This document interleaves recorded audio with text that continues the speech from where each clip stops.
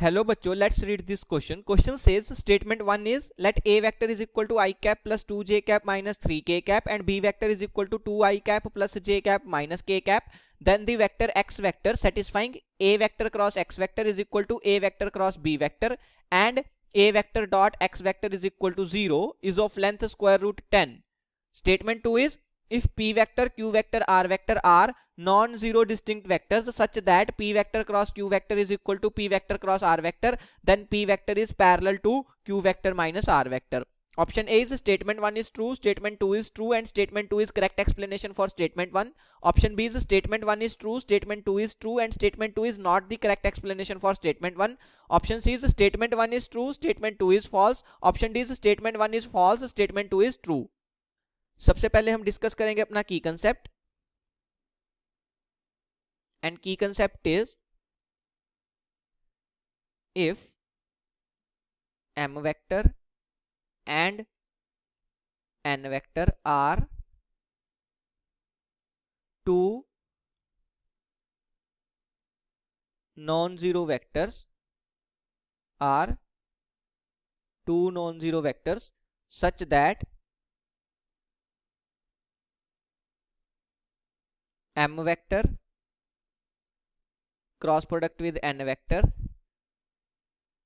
is equal to 0, then m vector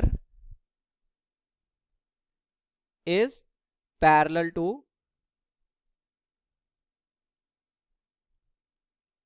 n vector. This means I can write m vector as some scalar, let's say lambda times n vector. Okay, ये हमारा की concept हो गया. अब हम start करते हैं स्टेटमेंट 2 से. तो स्टेटमेंट 2 में हमें क्या बोल रहा है कि p vector q vector and r vector are non zero distinct vectors such that, ये इक्वेशन हमें गिवन है. इस इक्वेशन को रीराइट करते हैं. इक्वेशन क्या है? p vector cross product with q vector is equal to p vector cross product with r vector. Right, अब हमने क्या किया, यहां पे ये जो राइट हैंड साइड पे p vector cross product with r vector लिखा हुआ है, इसको हम लेफ्ट हैंड साइड पे ले आएंगे. तो क्या बन जाएगा, देखो, p vector cross product with q vector minus p vector cross product with r vector is equal to 0. तो यहां से क्या बनेगा कि p वेक्टर जो है वो कॉमन आ जाएगा, cross product with q vector minus r vector is equal to 0. अब दो वेक्टर्स का क्रॉस प्रोडक्ट हमें 0 गिवन है. ऑल्सो हमें गिवन है कि p वेक्टर क्या है, एक नॉन जीरो वेक्टर है, और क्योंकि q वेक्टर और r वेक्टर डिस्टिंक्ट वेक्टर्स हैं तो उनका जो सबट्रैक्शन है वो भी 0 नहीं होगा. तो ये जो फर्स्ट वेक्टर है p vector and q vector minus r vector, ये दोनों क्या है, नॉन जीरो वेक्टर्स हैं. अगर दो नॉन जीरो वेक्टर्स का क्रॉस प्रोडक्ट 0 हो तो यूजिंग आवर की कंसेप्ट मैं क्या बोल सकता हूं, वो दोनों एक दूसरे के पैरेलल होने चाहिए. तो यहां से क्या आ जाएगा कि p vector is parallel to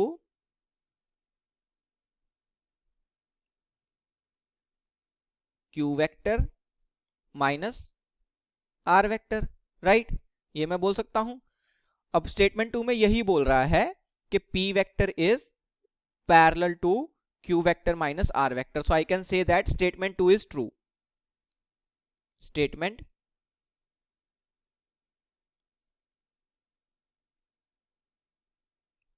to is true. Right, अब बात करते हैं स्टेटमेंट 1 की. स्टेटमेंट 1 में हमें एक इक्वेशन दी हुई है, a vector cross product with x vector is equal to a vector cross product with b vector. Right, so a vector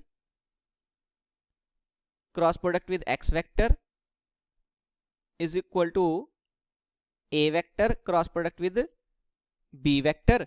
अब हम क्या करेंगे, फिर से a vector cross b vector को लेफ्ट हैंड साइड पे ले आएंगे. So a vector cross product with x vector, a vector cross product with b vector is equal to 0. अब यहां से मैं क्या कर सकता हूं, फिर से a वेक्टर जो है वो कॉमन ले सकते हैं. a vector cross product with x vector minus b vector is equal to 0.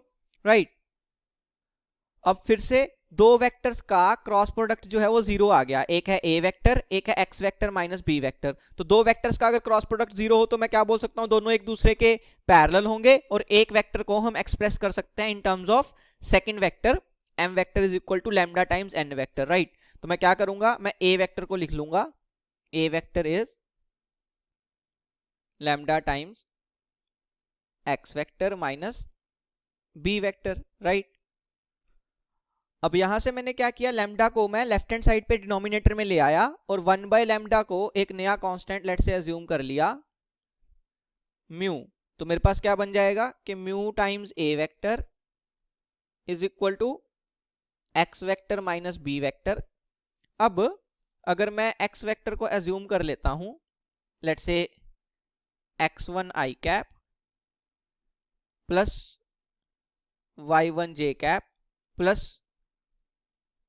z1 k cap, तो मेरे पास इक्वेशन क्या बन जाएगी, म्यू टाइम्स ए वेक्टर हमें गिवन है i cap plus 2j cap minus 3k cap, so i cap plus 2j cap minus 3k cap is equal to x vector minus B vector. तो b vector क्या है, 2i cap plus j cap minus k cap, b vector is 2i cap plus j cap minus k cap. अगर मैं x vector में से b vector को subtract करूंगा तो क्या आएगा, x1 minus 2 i cap plus y1 minus 1 j cap plus z1 plus 1 k cap. Okay, अब हमने क्या किया, दोनों तरफ से i cap j cap k cap के कोफिशिएंट्स कंपेयर किए। तो सबसे पहले देखो x1 माइनस 2 इसकी वैल्यू कितनी आ जाएगी, सिंपली म्यू आ जाएगी। लेफ्ट हैंड साइड पे जो i कैप का कोफिशिएंट है वो म्यू है, तो अगर x1 माइनस 2 जो है वो म्यू के इक्वल है, so x1 will be equal to mu plus 2। फिर हमने क्या किया, j कैप के कोफिशिएंट्स कंपेयर किए। तो राइट हैंड साइड पे j कैप का कोफिशिएंट है y1 minus 1, left hand side पे क्या बन जाएगा, म्यू टाइम्स 2, राइट। तो यहां से मैं क्या बोल सकता हूं कि y1 माइनस 1 की वैल्यू हो जाएगी 2 times mu, so y1 will be 2 times mu plus 1। Then k cap का कोफिशिएंट कंपेयर करेंगे, तो z1 प्लस 1 ये किसके इक्वल होना चाहिए, माइनस 3 टाइम्स म्यू के इक्वल होना चाहिए। तो z1 की वैल्यू कितनी आ जाएगी, माइनस 3 टाइम्स म्यू माइनस 1, ये मेरे पास z1 की वैल्यू आ गई। अब हमें एक और इक्वेशन गिवन है कि a vector dot x vector जो है वो जीरो होना चाहिए। x वेक्टर मैंने ऑलरेडी लिखा हुआ है, a वेक्टर क्या है, it is i cap plus 2j cap minus 3k cap. तो हमने क्या किया, a वेक्टर का x वेक्टर के साथ डॉट प्रोडक्ट किया, तो क्या बनेगा देखो, a vector dot product with x vector that will B, सबसे पहले i कैप के कोफिशिएंट्स आपस में मल्टीप्लाई होंगे, तो x1 into 1 that is x1 only. Then j cap के कोफिशिएंट्स आपस में मल्टीप्लाई होंगे तो प्लस 2 टाइम्स y1, फिर k कैप के कोफिशिएंट्स आपस में मल्टीप्लाई होंगे तो minus 3 times z1। Okay, so it is equal to x1 की वैल्यू कितनी है, mu plus 2 plus 2 times y1 की वैल्यू कितनी है 2 mu plus 1 minus 3 times z1 कितना है माइनस 3 म्यू माइनस 1। तो ये मेरे पास क्या आ गया, a vector dot product with x vector, इसको सिंप्लीफाई कर लेते हैं, a vector dot product with x vector is equal to, यहां से देखो म्यू का कोफिशिएंट क्या बनेगा, यहां से आएगा म्यू, यहां से आएगा प्लस 4 म्यू एंड यहां से आएगा plus 9 mu, so 9 plus 4 plus 1 that will B 14, so 14 mu. फिर कांस्टेंट टर्म देख लेते हैं क्या बनेगी, यहां पे है 2, देन फिर से कितना आएगा 2 and then plus 3, so 2 plus 2 will be 4, 4 plus 3 will be 7, तो यहां से कितना आ जाएगा प्लस 7। तो ये मेरे पास क्या आ गया, a vector dot product with x vector, इसकी वैल्यू हमें 0 गिवन है, so 14 times mu plus 7 is equal to 0, तो यहां से म्यू की वैल्यू कितनी आ जाएगी माइनस 7 बाई 14 और mu is equal to minus 1 by 2। अगर म्यू की वैल्यू मिल गई तो हमें x1 y1 और z1 की वैल्यू मिल जाएगी, so x1 is mu plus 2, तो minus half plus 2 that will B 3/2. Then y1 is 2 times mu plus 1 that will be 0, and z1 is minus 3 mu minus 1 that will be half.